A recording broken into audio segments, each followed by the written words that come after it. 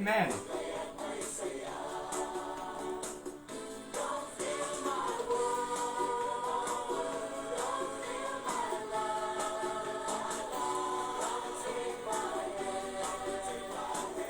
Andyan na po si Lucy Milarpis, Aurora Milarpis Castro, Teresita Milarpis, at ganoon din po kay Lucy Milarpis.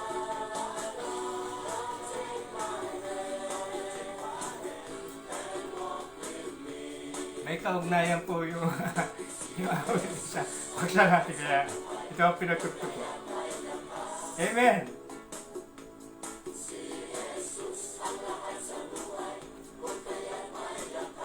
Amen.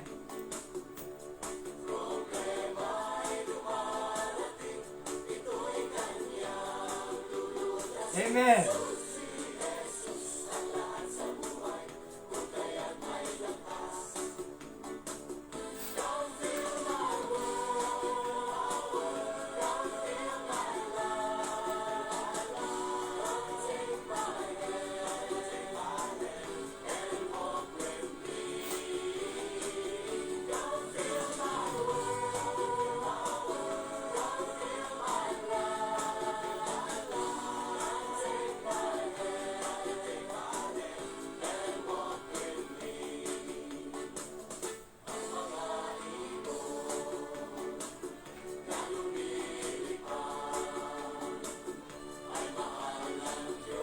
Amen.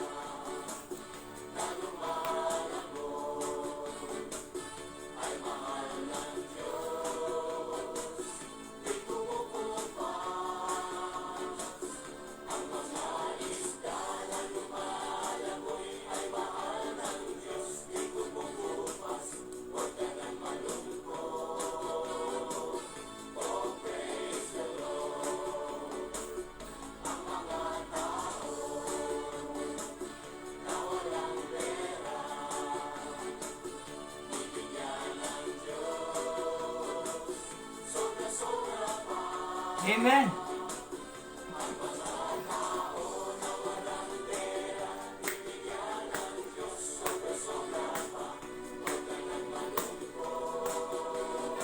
Rodel Gatchalian pala is also watching now. Amen.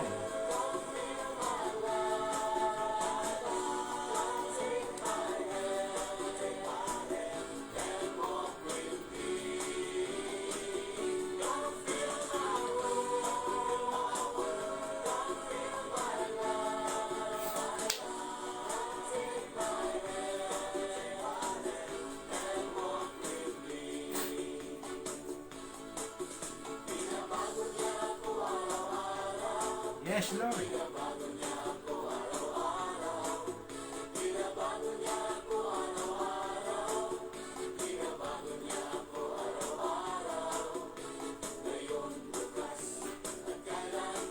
Amen.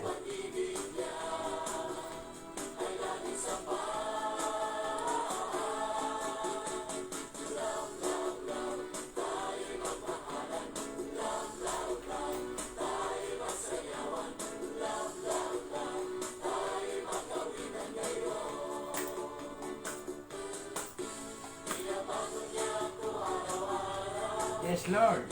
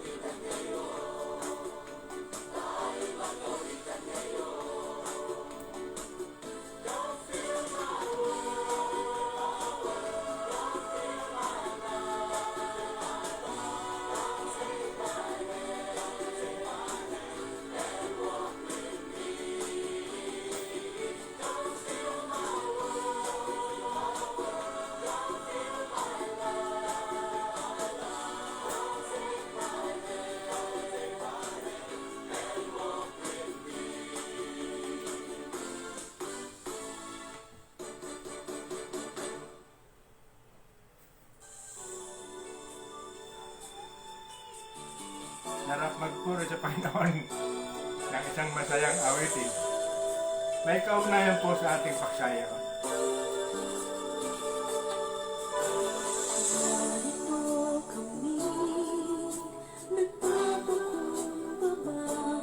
I-recap ko lang po, Aurora Milarpis Castro, Teresita Milarpis, Jocelyn Milarpis, Lucy Milarpis, Rodel Gatsalan pala is right now watching.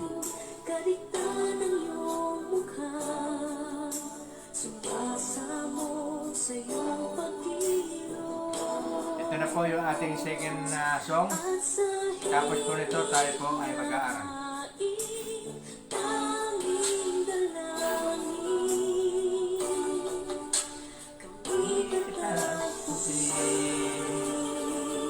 Yan po yung pinaka-proper natin awitin para sa ating paksa. Katagpuin mo, Panginoon, Ipamalas mo sa ang iyong kalwalhatian, hanggang ang aming kaluluwa'y mapupuspos ng lubusan, at sa aming kalagitnaan ay kalamitan.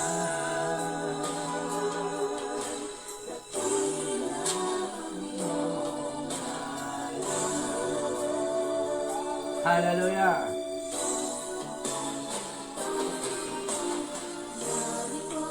Kami nagpapakumbaba, sumasamba sa isang Diyos. Hallelujah!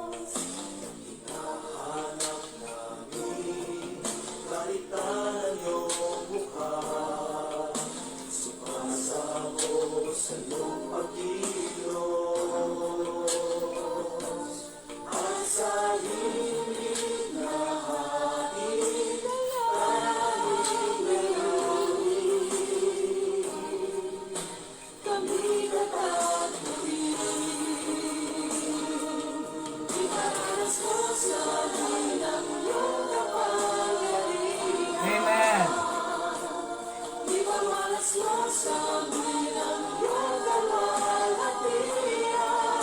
Siya nga po, Panginoon.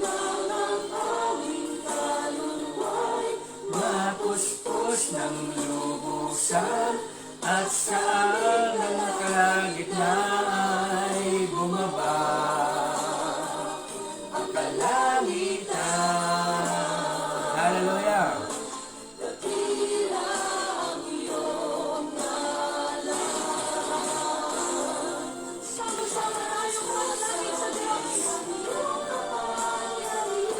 Sama-sama tayong manalangin.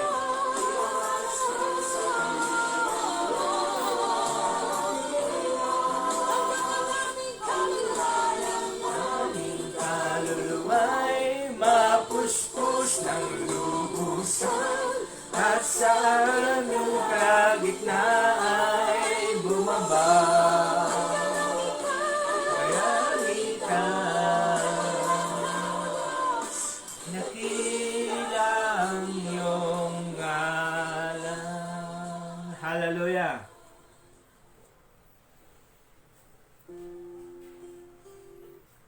Purihin po ang Panginoon, isang magpagpalang hapon pong muli sa atin. Tayo po ay narito.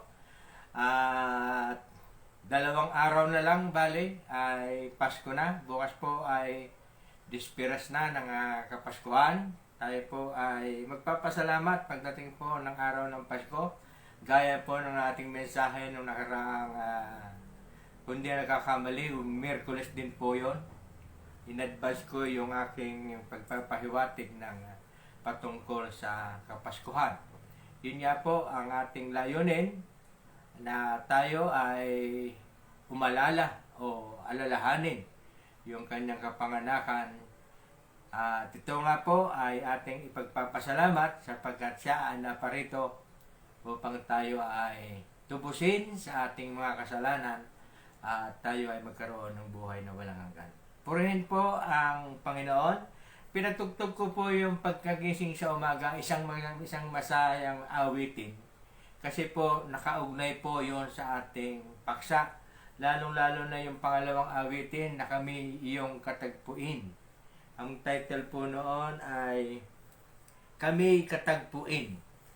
Ayun nga po, ang sabi nga po. Kasi nga po, ang paksa natin ay yung maging kaugalian ang pananalangin.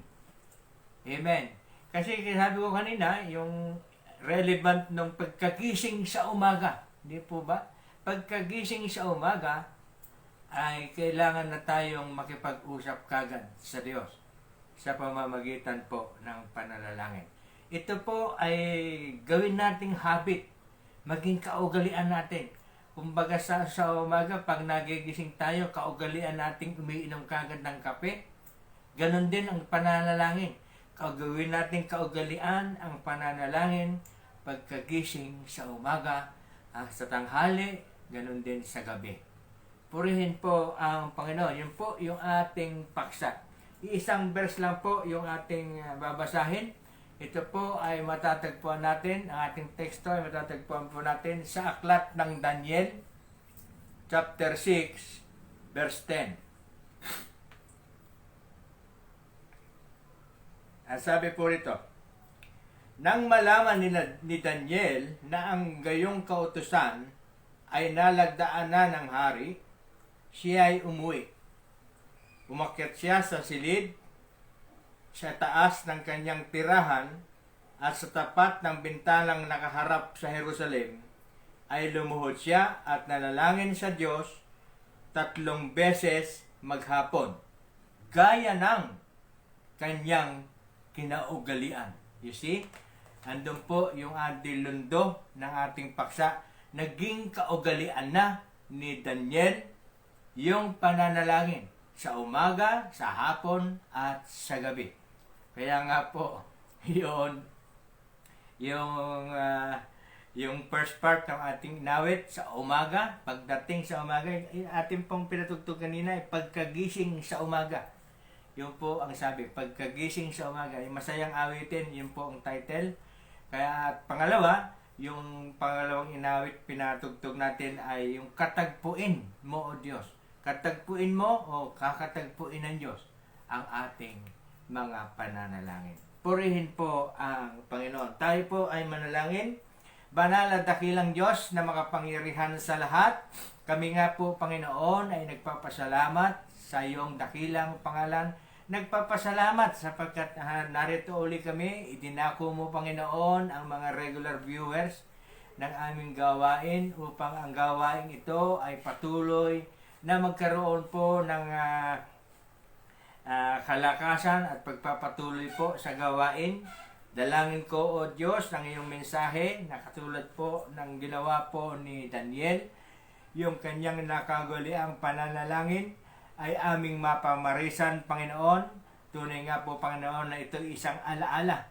Ito po isa pong paalaala, hindi po paalaala para kami nga po, Panginoon, ay magkaroon ng isang habit na pananalangin kung paano kami ang habit namin sa umaga ay magkape. Ganon din po, Panginoon, ang pananalangin ay maging habit namin sa aming buhay. Dalangin namin, O Diyos, ang lahat po ng maaabot ng gawain ito, lahat po ng tumutunghay at tutunghay pa later, ay patuloy ko pong itinataas sila sa iyo. Dalangin ko ang iyong pagpapala at pag-iingat. At ganoon din po, Panginoon, ang namumuno ng gawain ito, ang Melarpis family, sa pangunguna po ni Nanay Belia, sa kanyang mga anak, mga apo, mga manugang, mga kaanak, Panginoon. Salamat po, Panginoon. Patuloy ka naming pupurihin. Patuloy ka naming itataas at ihahayag sa aming kalagitan. Sa iyo ang kaluwalhatian at kadakilaan magpakailanman. Ito po ang sama namin dalangin sa matamis na pangalan ng aming Panginoong Jesucristo. Amen. Hallelujah. Roy Vincent Santos is also watching right now. Purihin po ang Panginoon.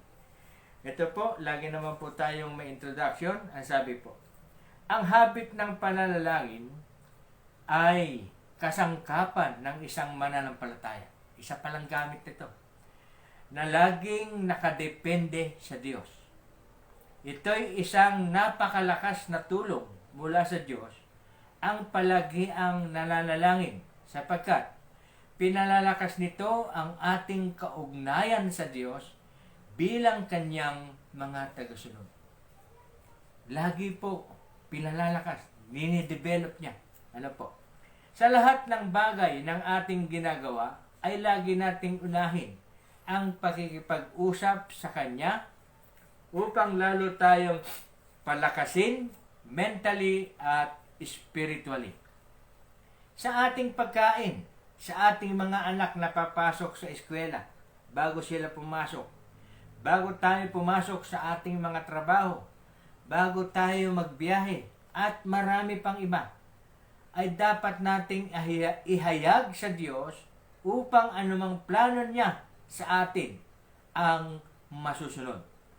Ang pag-develop ng prayer habits ay isang malaking tulong sa atin sa sino mang may kagustuhang sila ay mapalapit lalo sa Diyos at magabayan at pagpalain sa lahat ng aspeto ng ating buhay.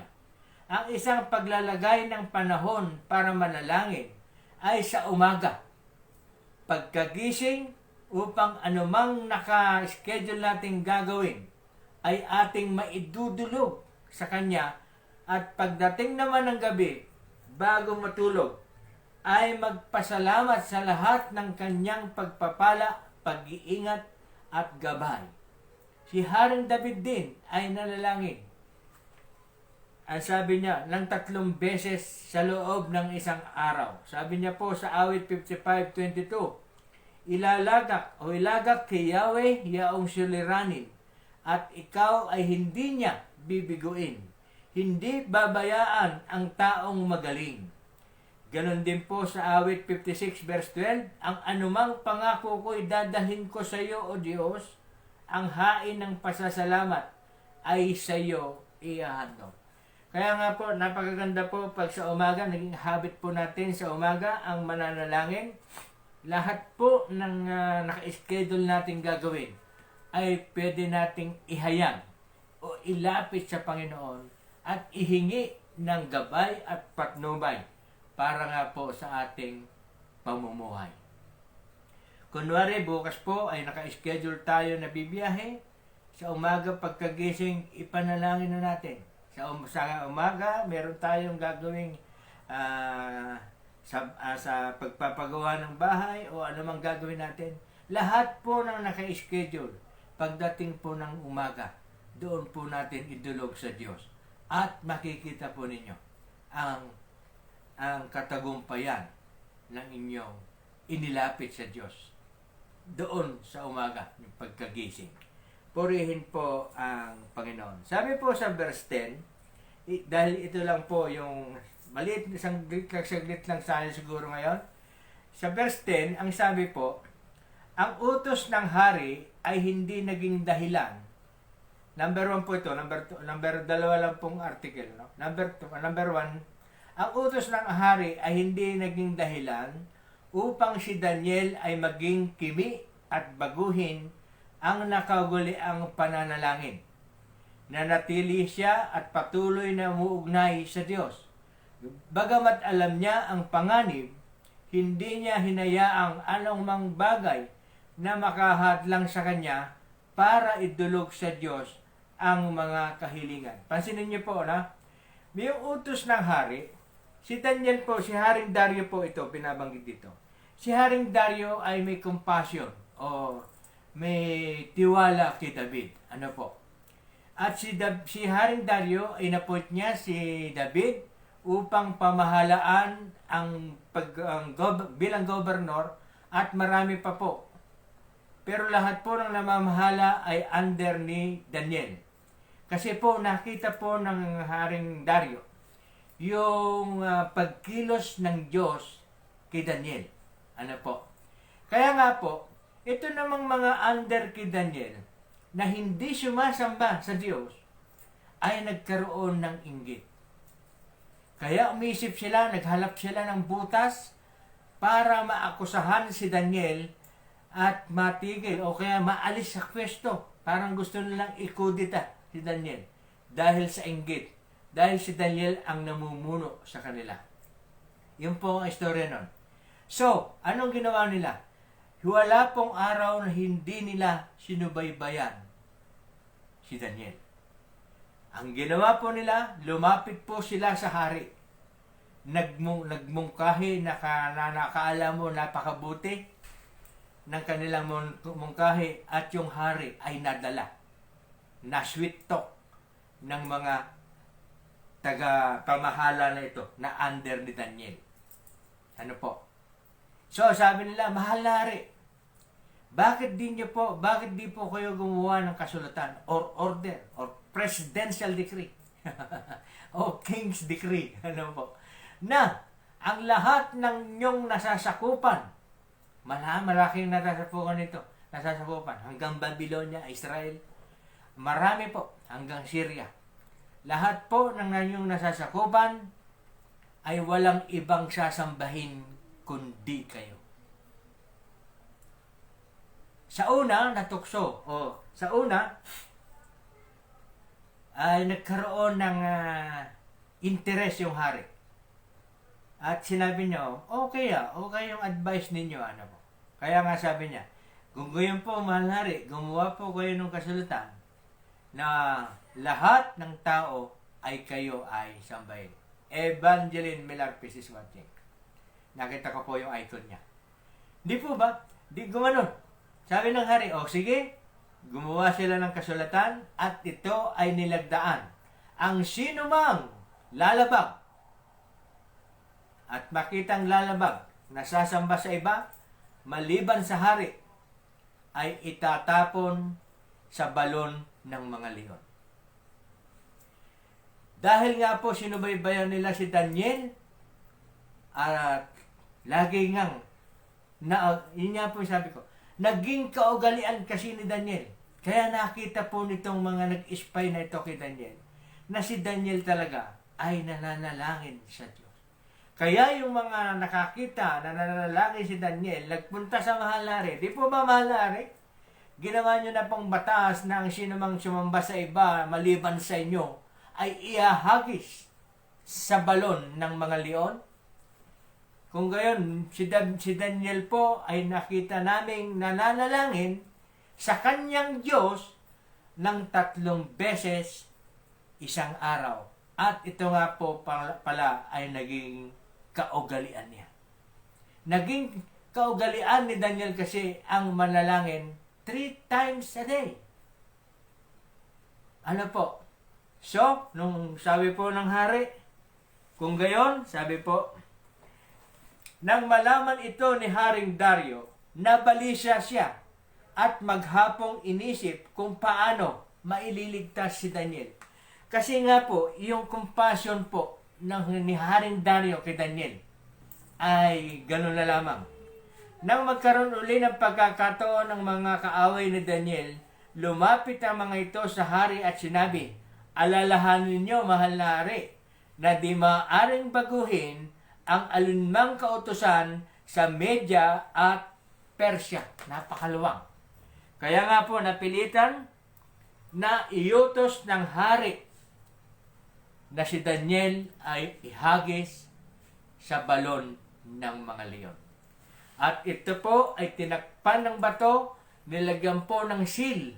Ano po, pag nilagyan po ng seal ito, katulad po nung doon sa libingan po ng ating Panginoong Jesucristo, pagkalibing, tinabingan po ito ng bato, nilalagyan po ng seal yun. At wala pong ibang makapagbubukas noon kundi ang government, ang Roma, noong araw sa panahon ng Jesucristo. Ganon din dito, may official seal, kaya maaaring hindi mabuksan. At yun nga po, si Daniel ay inihagis sa balon ng mga leon. Mamaya ko po ikukwento kung ano po ang nangyari. Ang dahil po, sabi po, si Daniel, sabi ko nga po, ang utos ng hari ay hindi naging dahilan upang si Daniel ay maging kimik at baguhin ang nakaugalian niyang pananalangin nanatili siya at patuloy na umuugnay sa Diyos. Bagamat alam niya ang panganib, tandaan niyo ito, hindi niya hinayaang ang anumang bagay na makahadlang sa kanya upang idulog sa Diyos ang mga kahilingan. Sabi po sa Pilipos chapter 4 verse 6 to 7, sabi po, huwag kayong mabalisa tungkol sa anumang bagay. Sa halip ay hingin ninyo sa Diyos ang lahat ng inyong kailangan sa pamamagitan ng panalangin may pasasalamat, at ang di malirip na kapayapaan ng Diyos ang mag-iingat sa inyong puso at pag-iisip sa pamamagitan ng ating Panginoong Hesukristo. Sabi doon, wag pag nababagabag, sabi sa huwag kayong mabalisa tungkol sa anumang bagay, kundi manalangin. Yun nga po, doon po sa pangyayari na si Daniel ay ihagi sa balon ng mga leon, hindi po siya nabalisa sapagkat alam niya na siya ay gagabayan ng Panginoon. Sa dami ng mga problema natin sa buhay natin ngayon, andyan po yung COVID-19. Andyan po yung nasa lanta tayo ng bagyo. Talagang economic depression ang nangyari sa atin. Hindi lamang sa Pilipinas, kundi sa buong mundo. Sa buong mundo, maaring COVID.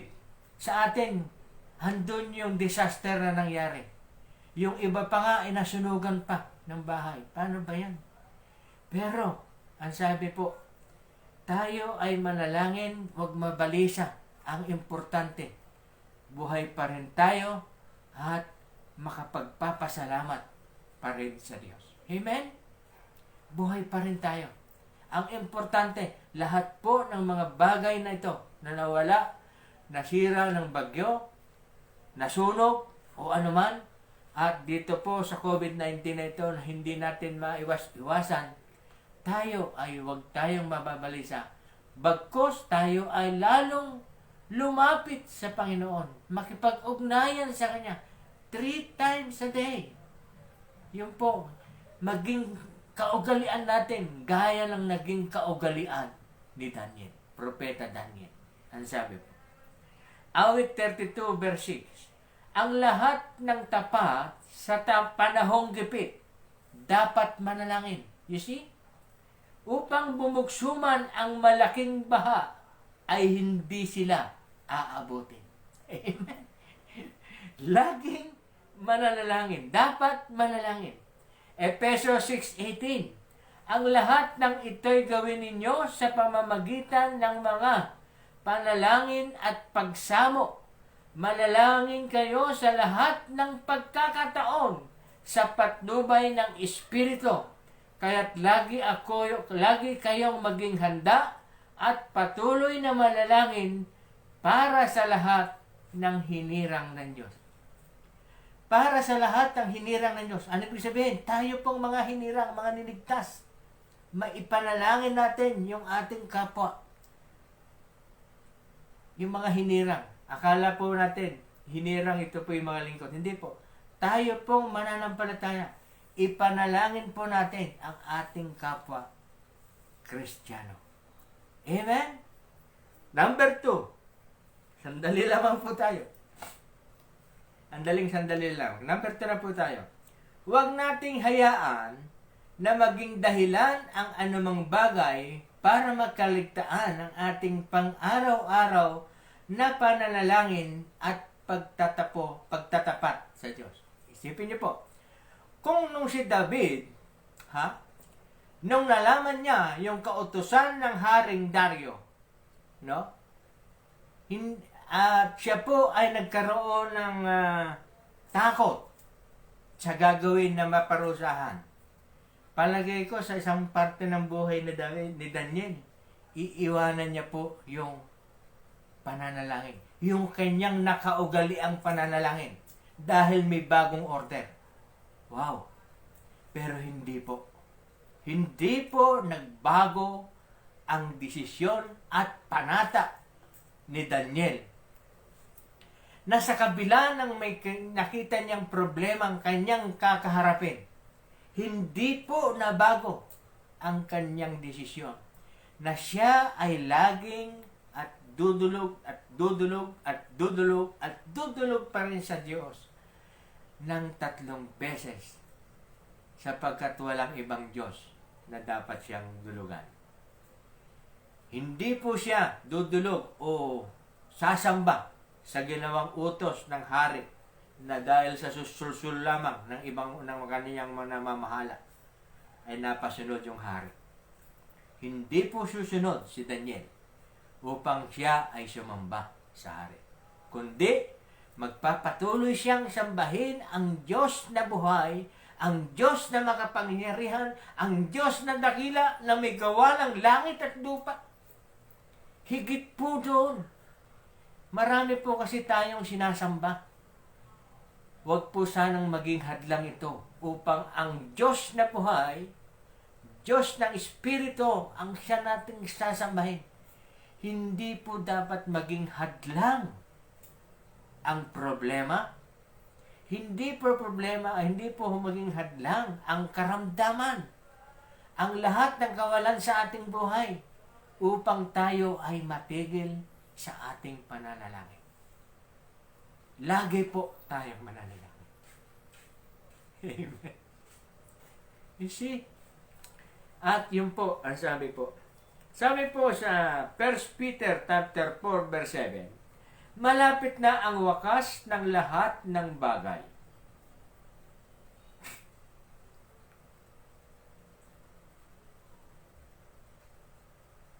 Para makaligtaan ang ating pang-araw-araw na pananalangin.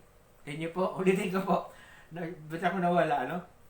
1 Peter chapter 4, verse 7. Malapit na ang wakas ng lahat ng bagay, kaya't maging mapagtimpi kayo at panatilihing malinaw ang pag-iisip upang kayo'y makapanalangin. Huwag daw po tayong mapupukaw ng anuman. Yun po yung pinaka-tema natin sa article 2. Huwag tayong mapupukaw. Kaya nga sabi, kaya't maging mapagtimpi kayo at panatilihing malinaw ang pag-iisip. Lagi po tayong positive thinker para po hindi natin makakalimutan yung ating paglapit sa Diyos. Unang Pedro chapter 3 verse 8 to 9. Sa wakas, magkakaroon kayo ng pagkakaisa at magtinginan kayong mabuti. Magmahalan kayo bilang magkakapatid. Maging maunawain at mababang loob. Huwag ninyong gantihan ng masama ang gumawa sa inyo ng masama. Huwag ninyong alipustain ang umaalipusta sa inyo. Sa halip, ipanalangin ninyo sila'y pagpalain, yamang hinirang kayo upang tumanggap ng pagpapala ng Diyos. Yun po yung sinasabi. Tayo pag nadadala ng yung mga alitan sa magkakapatid, yung nagkakaroon na nawawala ng pagkakaisa, ano po? Yun po yung mga hadlang eh. Kasi po, pag mayroon namunga na po yung galit, mayroon tayong namuong galit sa ating kapwa. Nandun na. Nandun na ang focus ng ating isipan. Nawawala na po tayo sa ating pananalangin. Kaya nga po doon sa title natin, huwag nating hayaan na maging dahilan ang anumang bagay para magkaligtaan ang ating pang-araw-araw na pananalangin at pagtatapos sa Diyos. Tingnan niyo po yung nangyari sa Tarlac. Ano po? Nasira po yung concentration ng pulis. Lalo pat nung inasar ng nanay yung kanyang anak. Ano po? Nakita niyo po ba yun sa Facebook? Ano po? I don't care if your father is a policeman. Doon po napuno yung pulis. Yung mga gaganong pagkakataon, ang pagpapakumbaba huwag tayong masisira ng mga ganitong sitwasyon upang tayo ay mawala sa sirkulo ng Diyos. Ang palagi ang nananalangin. Conclusion ko na po ito. Ang palagi ang nananalangin o ang pagkakaroon ng habit sa ating buhay na tayo ay mananalangin ng 3 times a day. Kasi po sa umaga, hihilingin natin ang gabay at patnubay sa lahat ng ating gagawin. Sa tanghali, itutuloy natin, Panginoon, ituloy niyo po yung anyong paggabay at patnubay sa aming ginagawa. Pagdating ng gabi, tayo ay magpapasalamat. Salamat po, Panginoon, sa ligtas na trabaho, sa ligtas na biyahe, sa ligtas na lahat ng ginawa namin. Ngayon ay matutulog kami at safe. Mag-o-offer tayo ng pasalamat. Kaya 3 times a day. Hallelujah! Ano po ang ibinunga nito? Sa buhay po ni Daniel, doon po ang makikita natin yung ibinunga. Dito. Dahil dito, ito na po yung ating conclusion. Dahil dito, inuutos ni Haring Dario na ihagis si Daniel sa kulungan ng mga leon. Ngunit sinabi niya rito, naway iligtas ka ng Diyos na pinaglilingkuran mo ng buong katapatan. Bilin ng hari. Tingnan po. Ang pintuan ng kulungan ay tinakpan ng isang malaking bato. Tinatakan ito ng pantatak ng hari at ng kanyang mga ministro para hindi mabuksan ng sinuman. Ang hari naman ay umuwi sa palasyo. Magdamag siyang hindi makatulog. Hindi siya tumikim ng pagkain at ayaw niyang paaliw. Ayaw niyang mapakomfort kasi ang mga hari, tinutugtugan yan eh. Nagtahimik siya sa kwarto kasi nalulungkot siya sa nangyari kay Daniel na hindi niya kagustuhan dahil nga lang napasulsul siya sa mga maling ministro. Kinabukasan, maagang nagbangon ng hari at nagmamadaling pumunta sa kulungan ng mga leon. Pagdating doon, malungkot siyang tumawag. Daniel, tapat na alipin ng Diyos na buhay, iniligtas ka ba niya sa mga leon? Tanong ng hari.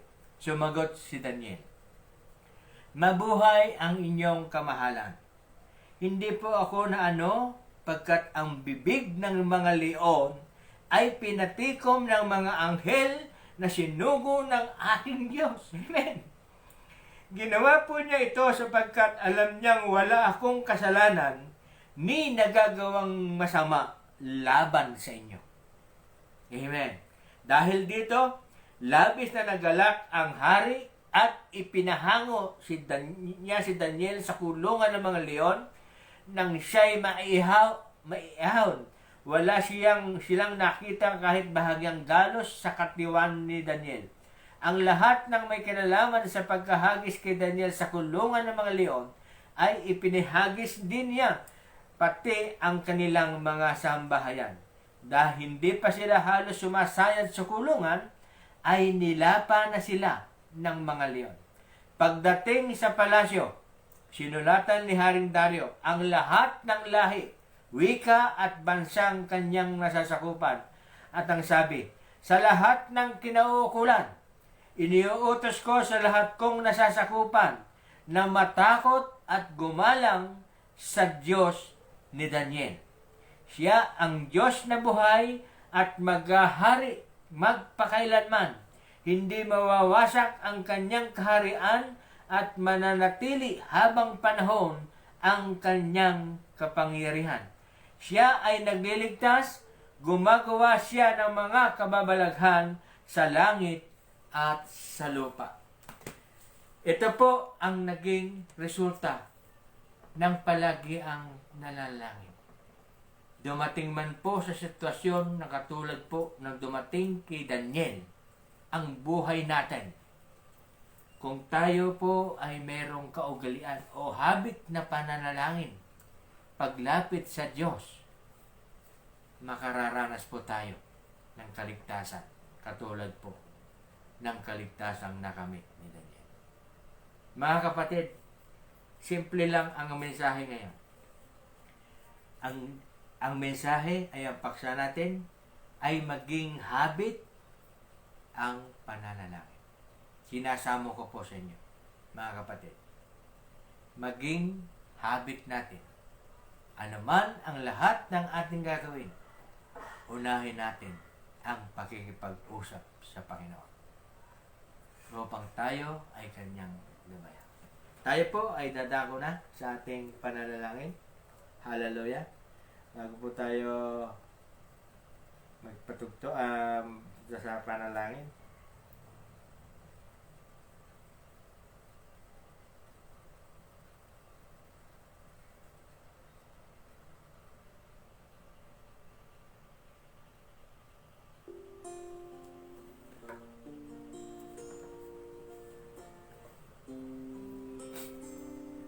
Tayo po ay dadako sa panalangin. Samahan niyo po ako dahil ito po yung tema natin, yung pananalangin. Hallelujah. Banal at dakilang Diyos na makapangyarihan sa lahat, na may gawa ng langit at lupa. Tunay nga po, Panginoon, na napakadakila mo.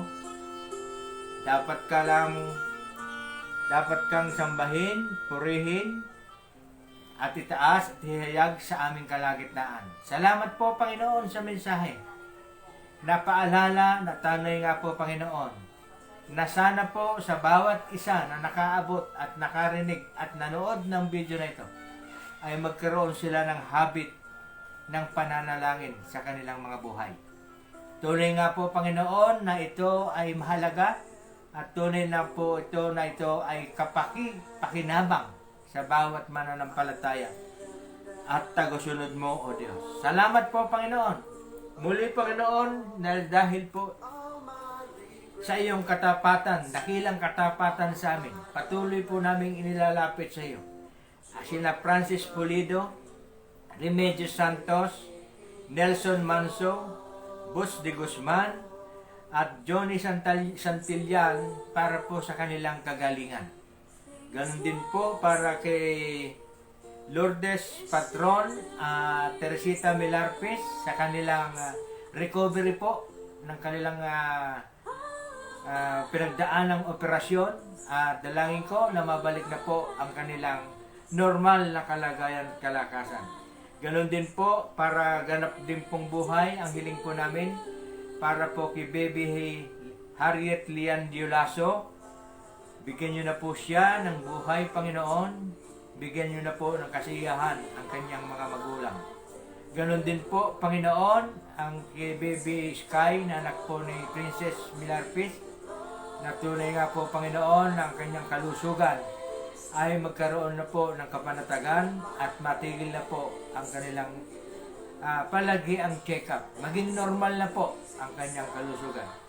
Ganon din po ang patuloy po naming pagtataas sa iyo ng kagalingan po para sa mag-asawang Cathy Angeles na kaibigan po ni Lenny na nasa USA. Na sila nga po ay gumaling at maligtas po sa COVID-19. Dalangin ko, O Diyos, na abutin mo po ang kanilang pangangailangan, kagalingan, kalakasan po sa bawat pamilya ni Cathy Angeles. Ganon din po, Panginoon, ang patuloy namin nilalapit sa iyo ang trabaho na panibagong kalakasan at kontrata po para kay Patrick Castro na nasa Japan na aking apo. Dalangin ko ang iyong kalakasan at pagpapala sa kanya. Ganon din po, Panginoon, ang paghihingi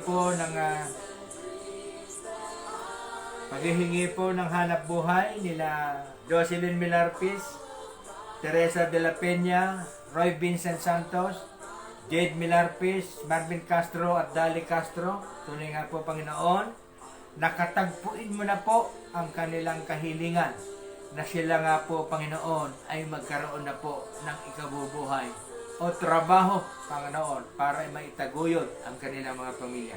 Ganon din po, itinataas din po namin sa iyo si Roy Vincent Santos sa kanyang kaarawan, O Diyos. Dalangin ko, O Diyos, na siya nga po ay bigyan mo po ng ibayong kalakasan kalusugan, ganon din po ang pagpapala. Yung pong hinihiling niya na trabaho, Panginoon, ay katagpuin mo na po. At ganap na po, Panginoon, na siya ay magkaroon ng hanap buhay upang sa kanya upang siya ay makatulong, Panginoon, sa kanyang mga magulang. Ganon din po, Panginoon, dalangin ko ang masagana niyang buhay sa kanyang kaarawan ngayon. Dagdagan mo po at marami pa pong buhay ang ibigay mo, Panginoon, sa kanyang kaarawan. At patuloy pong pagpalain ang kanyang buhay, Panginoon, at patuloy na palakasin, palusugin ang kanyang pangangatawan. Ganoon din po, Panginoon, patuloy po namin itinataas sa iyo ang lahat po ng mga sumusubaybay, lalong-lalo na, Panginoon, ang namumuno o pasimuno ng gawain ito, ang Milarpis family, sa pangunguna po ni Nanay Belia Pangilinan Milarpis, sa kanyang mga anak na sila Aurora Milarpis Castro at ang kanyang pamilya. Ganon din po kay Amalia Santos and family, kay Evangeline Milarpis and family, Rodolfo Milarpis and family, Rizal Milarpis and family, Lucy Milarpis and family. Ganon din po kay Felix Milarpis and family, Manuel Milarpis and family, at kay Teresita Milarpis at Jocelyn Milarpis. Lord, dalangin ko, O Diyos, na patuloy mo silang gabayan at patnubayan. Ganon din po ang kalusugan po ni Nanay Belia. Patuloy po na siya ay palakasin mo ang kanyang kalusugan. Ma-maintain po, Panginoon, ang kanyang maintenance na gamot, ma-afford po, at magkaroon po ng mai-provide po ng kanyang mga anak ang kanyang pangangailangan sa kanyang mga gamot. Ganon din po, Panginoon, sa mga kaanak na patuloy din pong sumusubaybay sa ating gawain, para po kay Adorbilio, Johanna Lacasandili, Roda Padero Nicolas, Marcia Pajardo, Juby Moyo and family, kay Lenny Cruz and family, kay Dalia de la Cruz and family. Ganon din po kay Jinky Castro at sa kanyang pamilya, kay Jinky Estrada at sa kanyang pamilya. Ganon din po kay Evelyn Pangilinan at sa kanyang ama na si Virgilio na nagdaos ng karawan kahapon. Dalangin ko, O Diyos, ang iyong pagpapala sa kanyang kaarawan. Ganon din po, Panginoon, sa mag-asawang Maynard at Berna Domingo na nasa Apayao, kay Cristina Camille Milarpis na nasa Mabini, Batangas at ang kanyang pamilya. Ganon din po kay Chris Angelo de la Rosa na nasa Zamboanga, kay Rodel Gatchalian Palan at kanyang pamilya.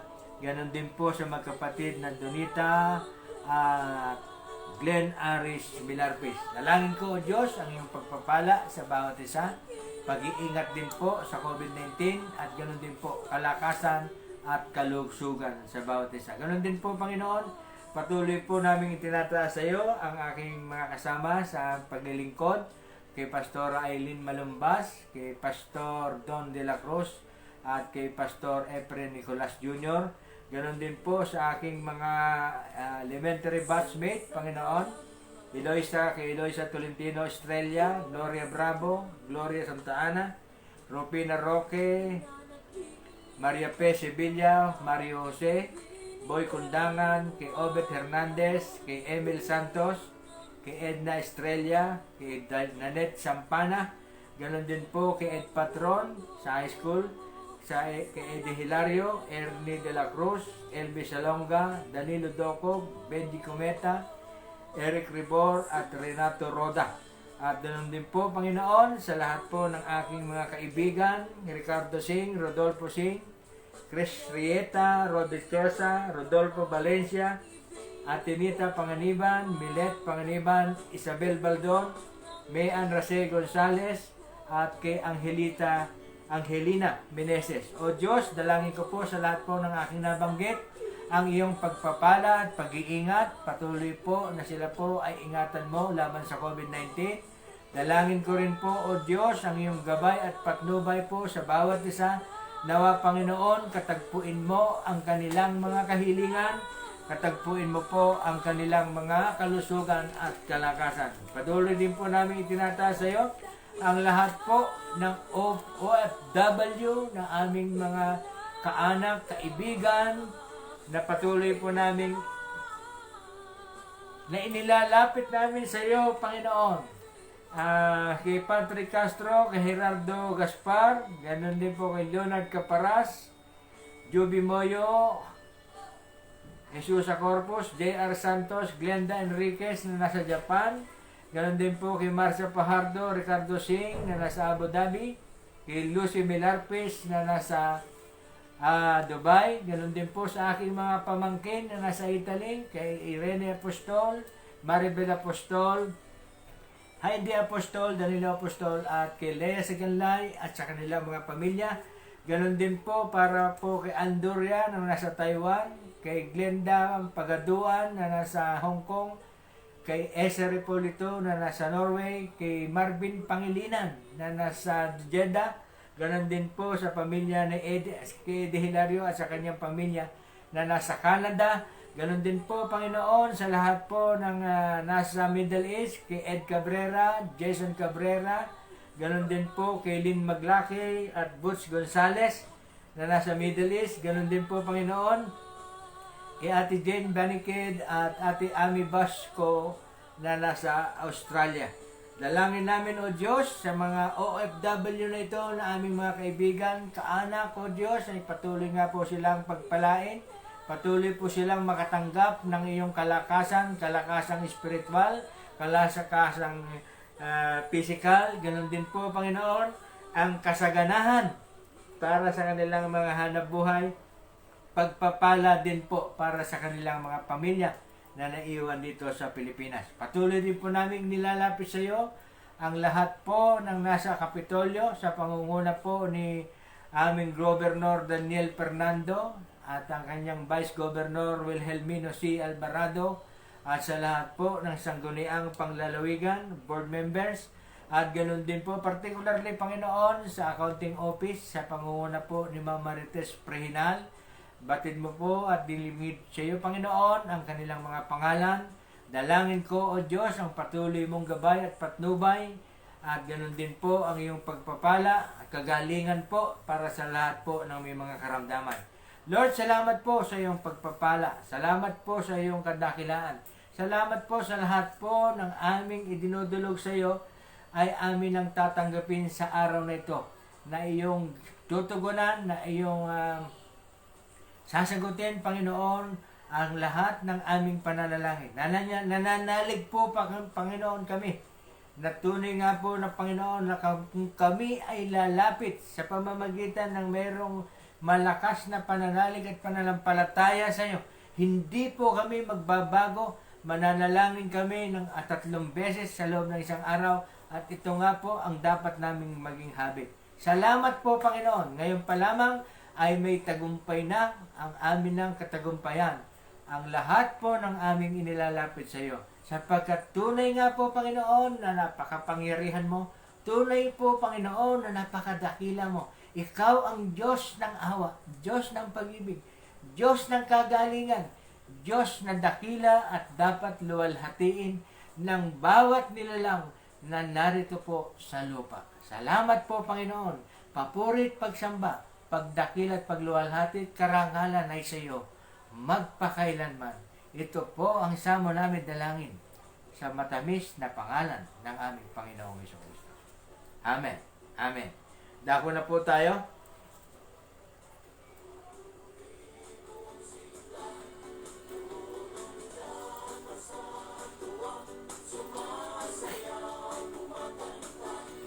Dako na po tayo sa ating pasasalamat.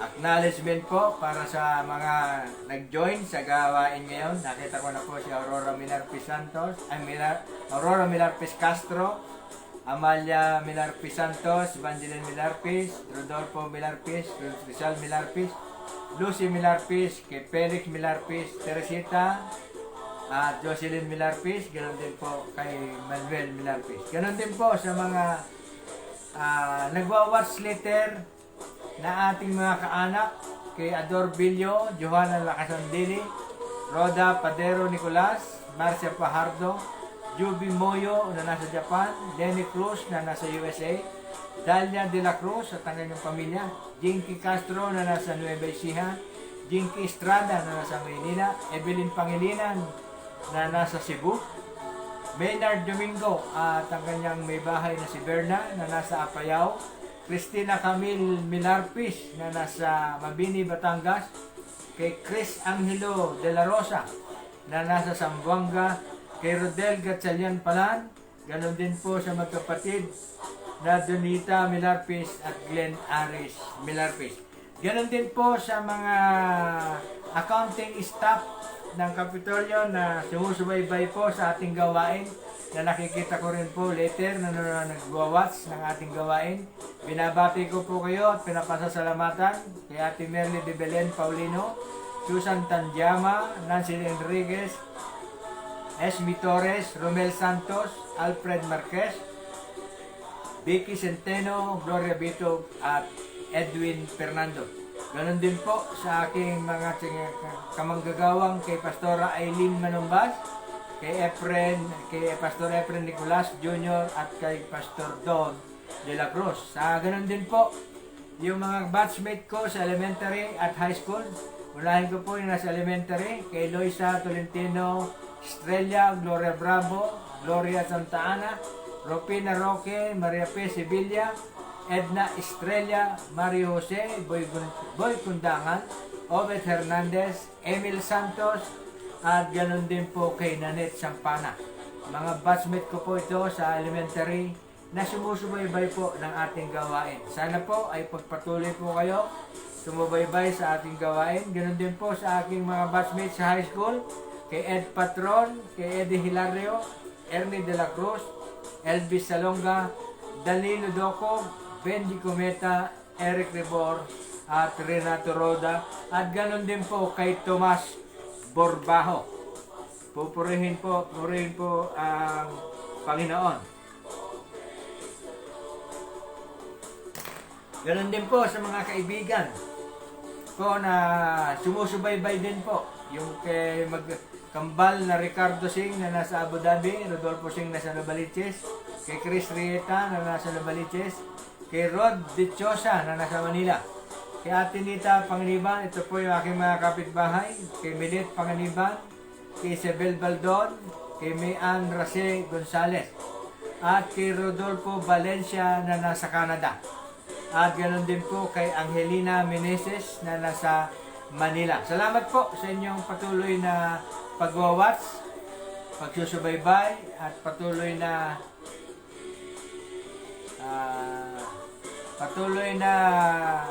pagsuporta ng ating gawain. At yun nga po, ang sabi po ng ating mensahe ngayon, ng ating tema ngayon, maging habit natin ang pananalangin 3 beses sa isang araw. Hallelujah. Purihin po ang Panginoon. Tapusin na lamang po natin itong awit na ito. Amen.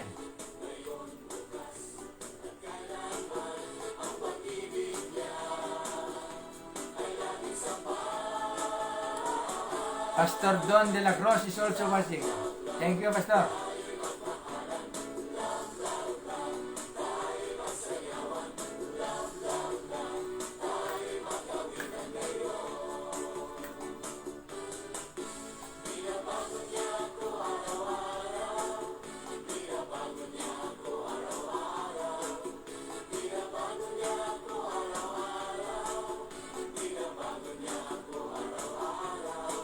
Nagaya ko lang po yung ginagawa ng mga bata sa sayaw.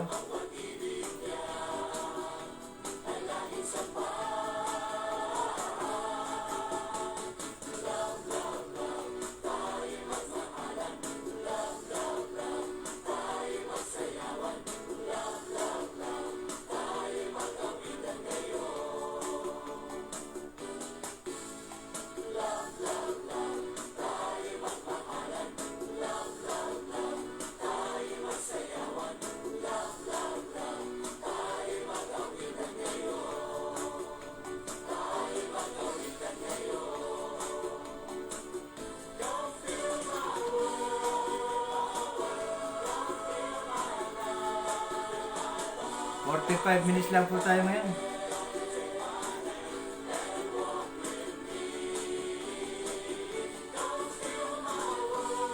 Amen.